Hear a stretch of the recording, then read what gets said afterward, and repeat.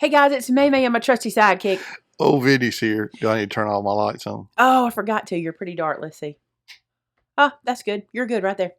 Then you won't have to have all those lights because they melt you. Bless you. That give me such a headache.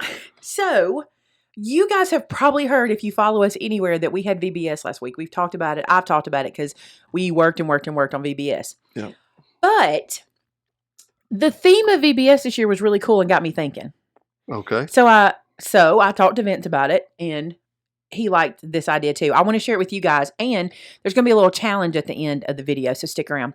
So not so much our theme, but what we did in VBS. It was interesting to me. The whole premise of VBS was encounters with Jesus, and it was neat because we talked about specific encounters people had with Jesus. Like the first night we talked about when Jesus was left at the temple. Mm-hmm. And Mary and Joseph came back and looked for him, and the fact that the priest had an encounter with Jesus that night. And then we talked about John the Baptist baptizing Jesus, and how John the Baptist had an encounter with Jesus. And we talked about Peter, when Peter walked out onto the water to Jesus, and how he had an encounter with Jesus. And then the last night we ended with talking about how some of our students had encounters with Jesus, because this week we had 8 students accept Jesus. Mm-hmm. And so they had encounters, and we talked about that.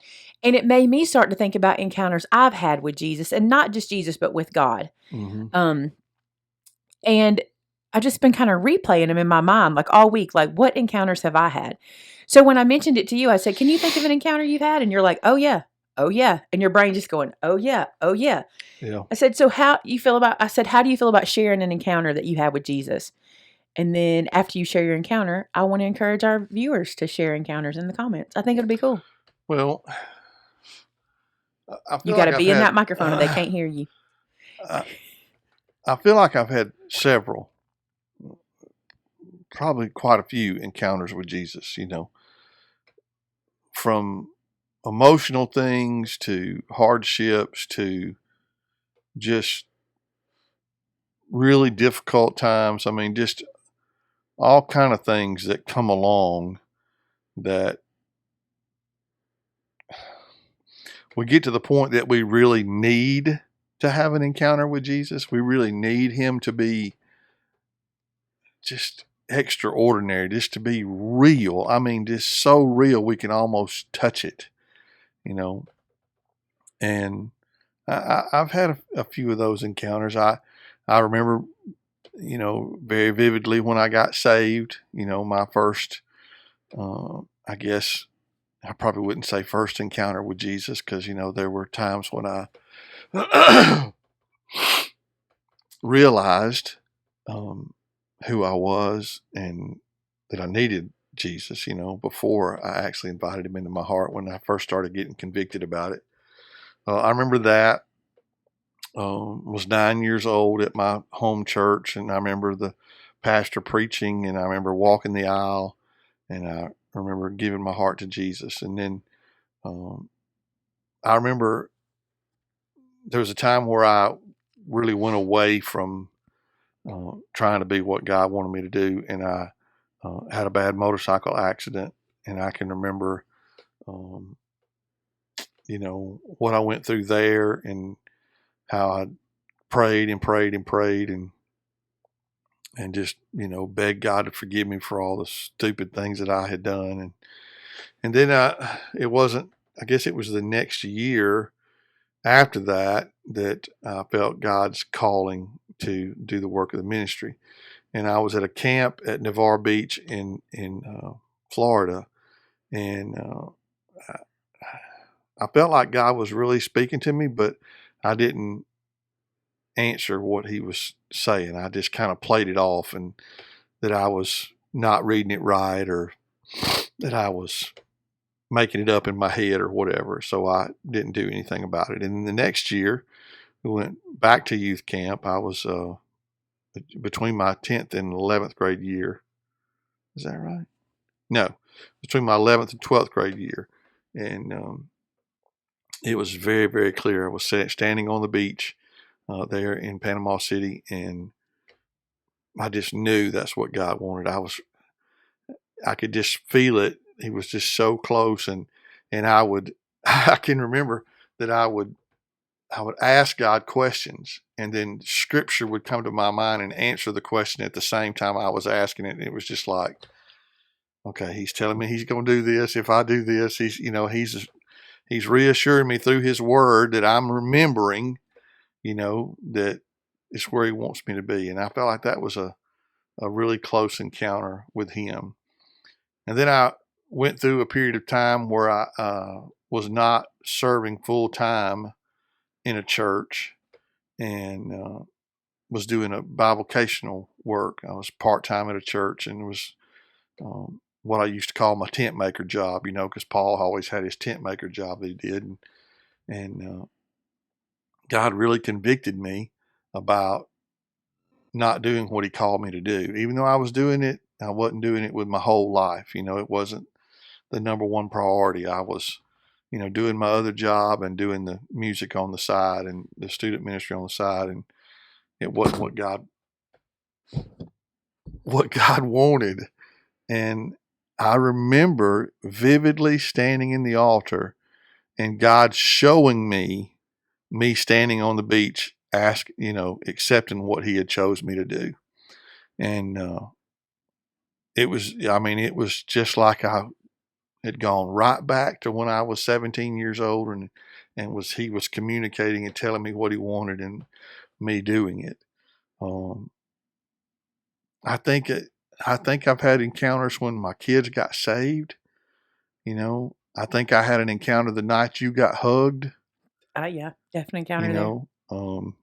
There's been lots of situations where I felt like God was just right there and so close to me, closer than he was at other times. And I can remember looking back, even now, looking back at those times and thinking, wow, I want that again. You want it again. I know. We sometimes I in want youth that ministry, again. In youth ministry, we call it that wow moment or that wow service. Yeah. Which we've had a lot of. And a lot of times we experience it through other people. Sometimes we have encounters with Jesus through other people as well. And I know through youth ministry, you and I have seen children. We've been there when they've had that encounter, and it's almost like we're standing back and watching. Like we're in on it. Like if the disciples in the boat, when the disciples experienced, but they watched Peter have an interaction, and then we got to see it. We got to witness it. Mm-hmm. And I think back to, and here's another thing I want to say, because I don't want people to think that there are only these tent poles in Christianity. Like there's only these big events. That's not the case. I have an encounter with God and Jesus every day.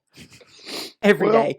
We talk, we communicate, but there's these times, like, and even in VBS, we didn't hit on any small events. We hit on big events where people had big encounters with Jesus. So when we were talking about it in our own life, we're looking at our big events. And one of the biggest events for me that I remember, which was really, I've told you about it before, but there was a time in my life when I was not, some people call that backslidden. There's a time in your life when you're saved. I was saved at 19. I remember that. It's kind of late. Like, I never realized how late 19 was until our pastor talks about that he wasted all those years. I'm like, so did I. Like, you don't think about it, but I was saved at 19. And then I got into a lifestyle that was completely not the lifestyle I'd ever lived before. Gotten involved with a boyfriend and things like that. And I was in crowds I would never find myself in. Right. And anytime, because I was known as a preacher's kid, because my stepfather was a preacher, because I was a preacher's kid, anytime in these situations there'd be things happening, alcohol or whatever's going on, they start talking the Bible and they look at me and ask my opinion. Yeah. And it was always like I was the expert on the Bible, which was not true anyway. But this one particular night, very vividly, like I don't care what anybody tells me, you can argue this all you want to, but I remember they were talking about the word and the guy I was dating said something so disgusting, blasphemous even, disgusting about the word. And when he did, another person, it was almost like I was in a bubble. Like I could just hear things, like you're in a tunnel and everybody's talking and you can hear it all at one time. And this guy across from me looked at me, he said, "What do you think?" And when he said that, it was almost like I was taken out of the room and I heard audibly, I don't care what anybody says to me, I heard it audibly. I heard what I attest to be God say, and that's the man you want to marry. Here I am dating this guy and thinking I'm going to marry him. And I hear that so clear that I immediately get up and leave the room thinking I can get away from the voice. Yeah. And I leave the room and I go into the corridor of the apartments where we're at. And I still feel him. He's not talking, but I feel him. And I'm like, how did I get here? How did this happen? How did I get here? And from that point, I think I've always attested my mother's prayers to helping me get out of that situation, to waking me up. But that's just one. I've had so many encounters, so many. And some of my favorite encounters are through other people. Like, my mom could rattle off encounters. You know what I'm saying? Like she could rattle them off. And I remember being in the store and, this was during the time. Do you remember when everybody was praying the prayer of Jabez? Remember, everybody was praying this prayer. It was like, everything comes in kind of fads, And here's this fad. It's not a fad. It's a real thing, but it was very faddish at the time. And so people were doing Bible studies on the prayer of Jabez and things like that. And Mom was praying it. And part of that prayer says to expand my territory.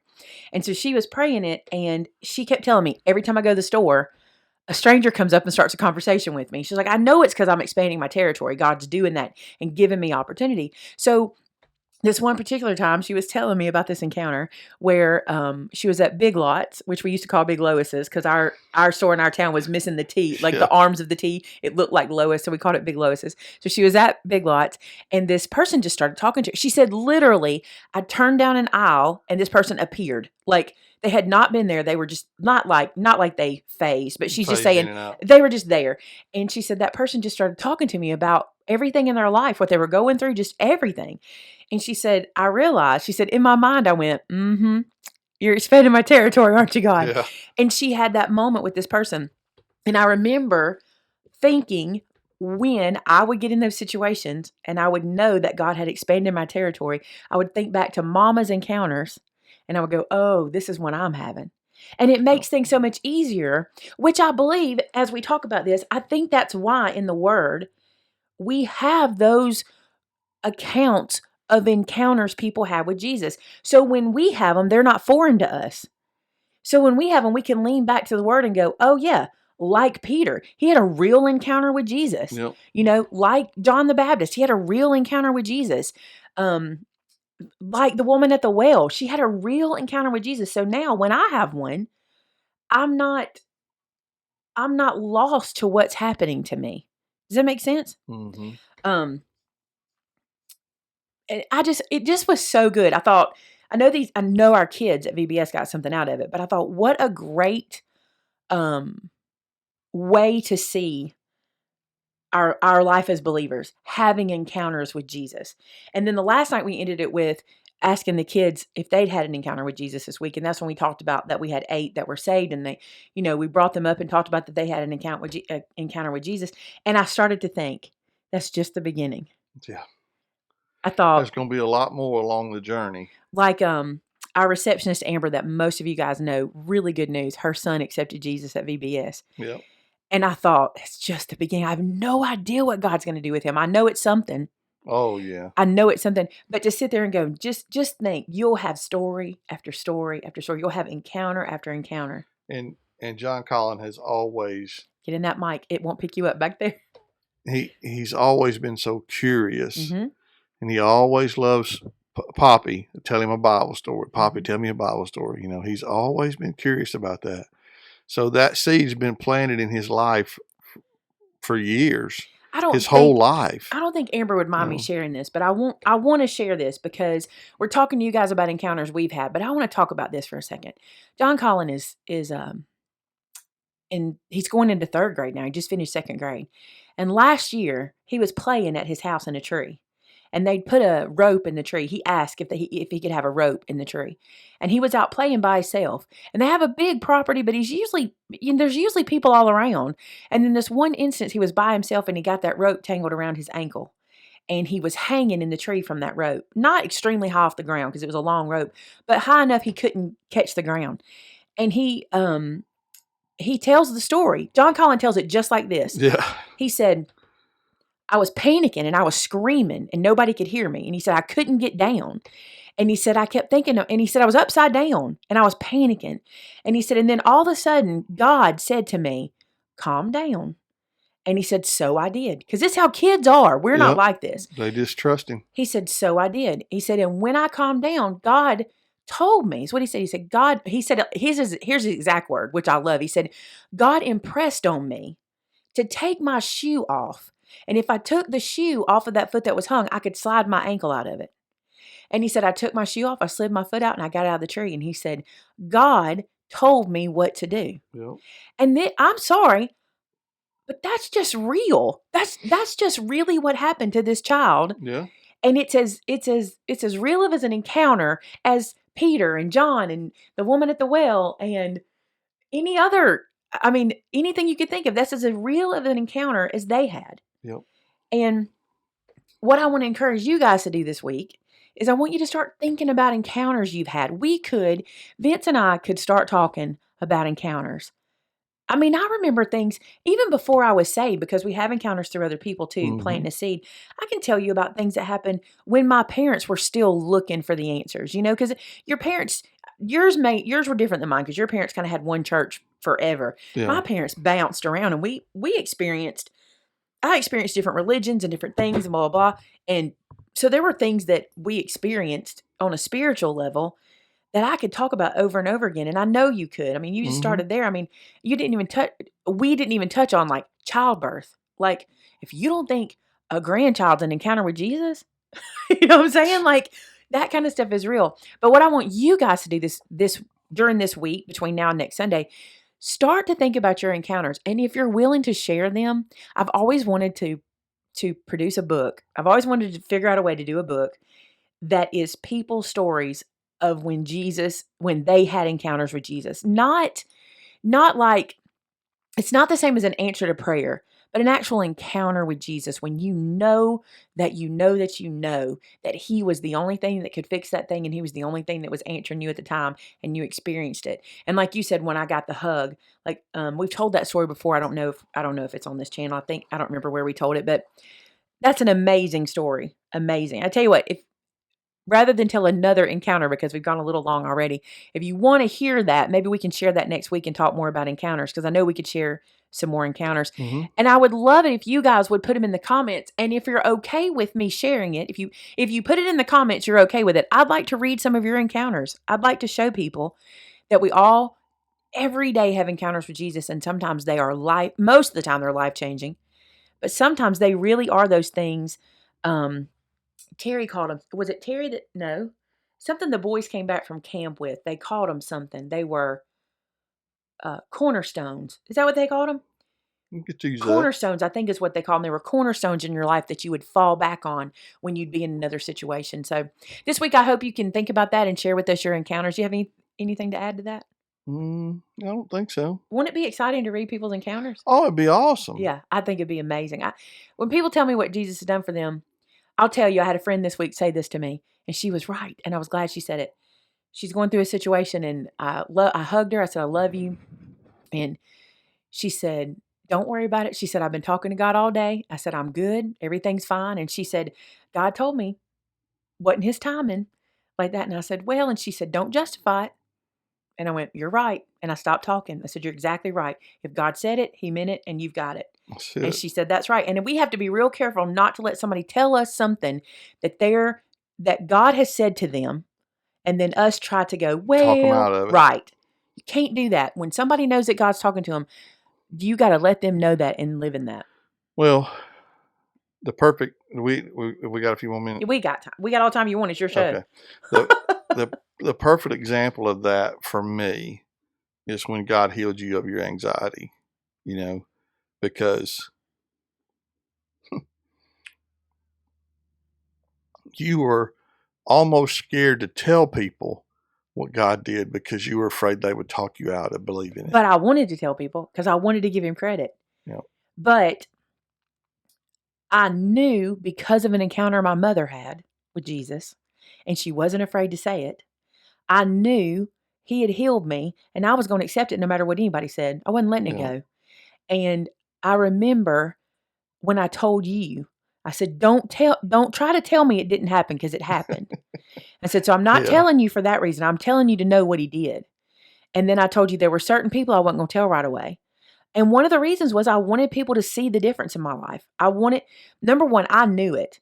I was hook, line, and sinker saved. Like, I was a different person when I walked out of those doors that day. I knew it. And I wanted other people to see it. And then when I told them, they wouldn't say, well,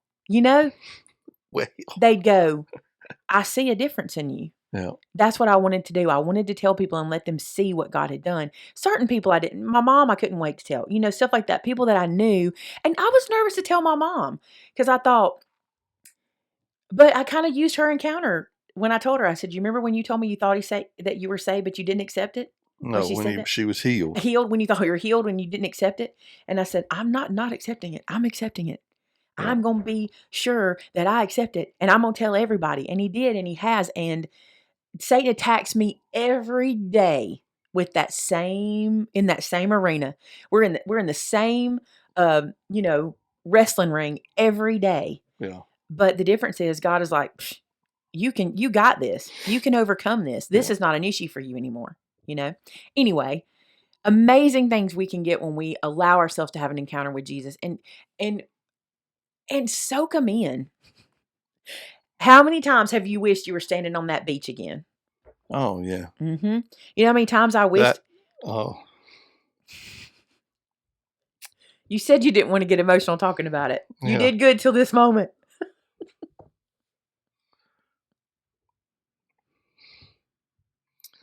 It's just that closeness to know he wants us to be that close every day.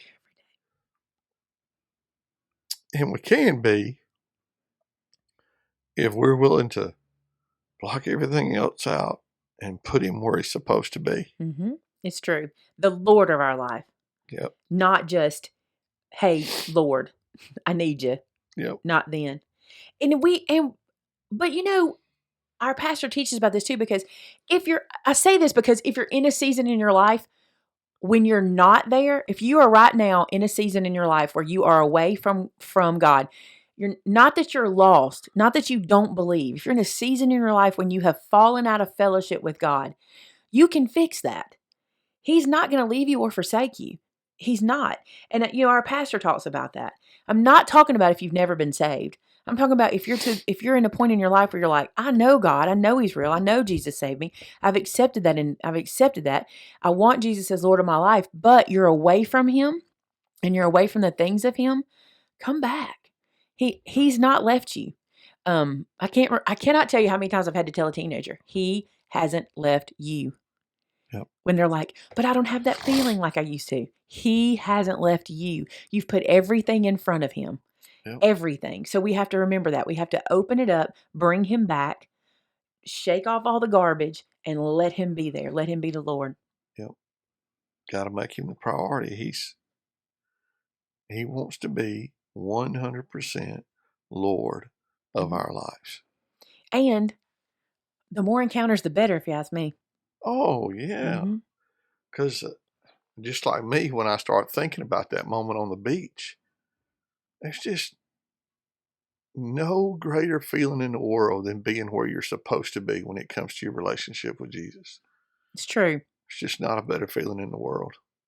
The confidence that comes with it too. And I guess how encouraged you feel. I mean, your doubts and your fears, when you're right beside him, they just go away. Mm-hmm. No better place to be. When you said that, I thought, this came to my mind. I don't remember ever sleeping better than that night he hugged me. I don't remember ever sleeping better. I remember thinking, that's right. You got me. You got this. You're in control. And everything's going to be fine. I actually decided to bring this to you today as a discussion, as a topic, because a young lady I watch on YouTube announced her pregnancy. And it could be a problem pregnancy. There's some things that could cause it to be, but they don't know. And she kept saying, but we're not claiming that. We're claiming that God's got this. He's gonna do what he's gonna do, and he's gonna take care of this. And when she was saying that, I was like, it is so refreshing to hear somebody saying that on YouTube. It's so refreshing to hear somebody giving him the glory and the praise and the honor and knowing he's gonna take care of them. And I thought, that's what we need to do, is we need to remind each other that we've had real experiences with Jesus and we know he's gonna take care of us. Yep. So rather than drag on, because we could. Oh, yeah. And we keep not wanting to start a story. I have 1,000 of them, but Share with us in the comments below. I'm excited to read your encounters. It'd be an awesome way to spend a Sunday afternoon reading all of your encounters with Jesus. Big or small, it doesn't matter. I want to know. And maybe we can share some of those next week when we get back together with our Bible study. And thank you for sharing yours. I know that's I know sometimes it's difficult. It is. But we got to share our weak spots and our strong spots. You're not weak. You're not weak. You're very strong. No, well, I mean, I'm not saying that. We all have those weak places. Maybe weak spot's not the right word. Maybe a soft spot or a sensitive spot or whatever you want to call it, where you get emotional about stuff, and that's it's just funny because the places you get emotional, I get pumped up. It's like when you discuss it, you get very emotional. Me, I get ready to what's that saying? That Southern saying? Charge hell with a water pistol. Yeah, that one. That's you know I don't do sayings. Yeah, no, you get emotional and you soak it in, and I'm like, that's right. We can do it, God. We can. We've done it. Well, I mean, that's God using my encounter to encourage you. Yeah, it's no different. Absolutely. Yep. All right, guys. Thanks so much for watching today. I'm going to let Vince close us in prayer. You good with that? Sure. I appreciate you guys being here every Sunday, and I look forward to hearing what your encounters were. Yeah. Let's pray together. God, I just come to you today, and I thank you for reminding me of who you are. I thank you for the great blessing that we had this week, learning about encounters with Jesus at Vacation Bible School. And I'm thanking you that this old dog learned a new trick too. Remembering all that you've done for us, remembering all those moments where you were so close, I could just feel like I could reach out and touch you. And the longing that I have to feel that way every day. Help me, Lord, to put aside financial burdens, financial concerns, family concerns, health issue concerns, all that stuff that block me from being where I need to be. And help me, God, to just trust you and know, God, because of what I've seen you do in the past, in my life and in other people's lives, that you got this. And that if I'll just trust you, if I'll just rely on you, and if I'll just lean on you, there's nothing that can come my way that's too big. So, Lord, help us to rely on you, to fully trust in you, to surrender our lives over to you, God, so that that encounter, that everyday moment can be fresh and new every day. I thank you, God, for this opportunity that we have to share just a few of our encounters with you. And God, I look forward to reading the encounters that other people have had with you as well. God, to encourage us, to lift us up, to remind us again who you are. And I thank you in advance for all of it. In Jesus' name, amen. Amen. Thank you guys for being here today. I hope you have a blessed Sunday. And until we get together again next week, have a great one. See you later, guys. Bye, guys. Bye.